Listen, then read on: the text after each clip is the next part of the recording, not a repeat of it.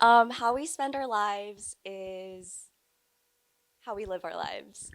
And Joan Didion says the stories we tell are what, like, keep us alive or something like that. Um, but basically, I say this because the story that I had for a really long time was I was, I feel like I've been waiting since I came out of the womb. What for? I don't exactly know, but it felt like I was always waiting for permission to be. I was waiting for someone to tell me what to do. And it felt like I was walking around with my head staring at my feet, waiting to like bump into something, good or bad. It didn't really matter. It just needed to be something to get me out of my head. Um, and and as I grew older, I realized that I couldn't wait anymore. But I would come to this realization and then forget the next day. And how can I remember that I can't wait anymore?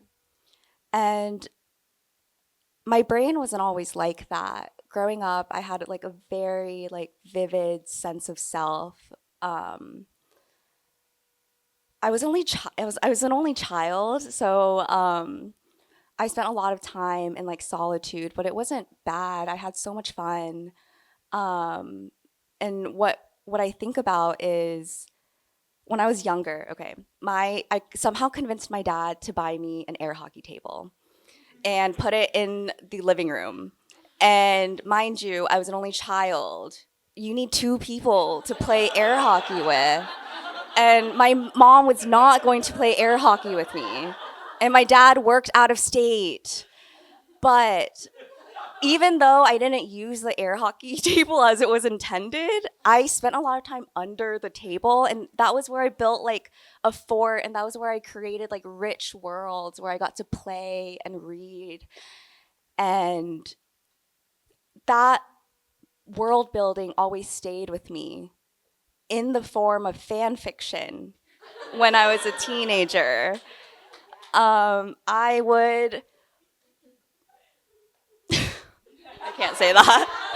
It's about Harry Styles. But yeah, so that's kind of, and that's something that as I've gotten older, I missed about myself because, oh, I'm going way off track. Um, okay. And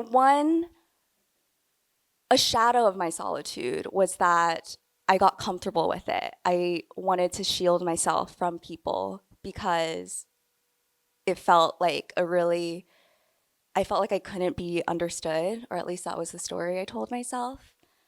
Um, and in the solitude, my mind became really bewildered, very crazy. And I realized that in waiting, I lost or I couldn't recognize so much of like the beauty that was around me.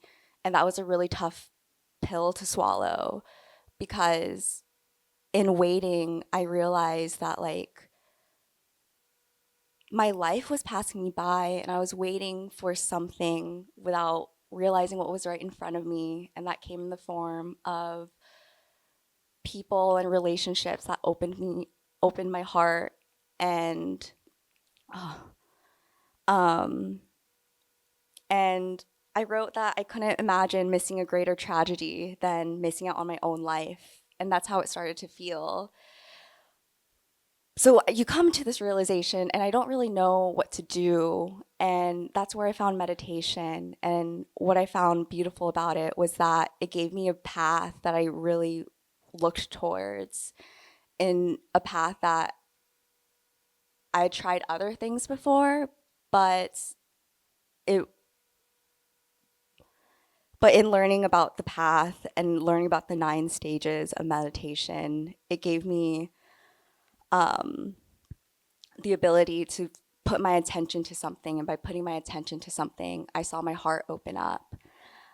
And the quieter I was able to get my mind, the more clearly I could hear that innate part of myself. in the love meditation, I was able to have results off the cushion where I was able to have like patience to have difficult conversations with my mom and my dad. And now I have a relationship with them that I couldn't even imagine even 2 years ago. And that just propels me even more to see how much deeper I can go. Like, how much more can I connect with all of you guys if I put my heart to it? And that is something that I've been navigating and figuring out for myself. But I just want to thank you all for like giving me the container and like the safety to explore on my own. And um, yeah, yeah. And then, okay, I had an ending too. I cannot end like that. Oh my God. Okay. Um, okay. In a world that convinces you that you must harden, that it's every man for himself, I'm choosing to go bullish on love as my baseline. It's what I'll keep continuing to return to in order to replenish my life force.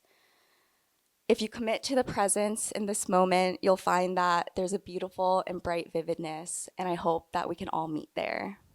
Thank you.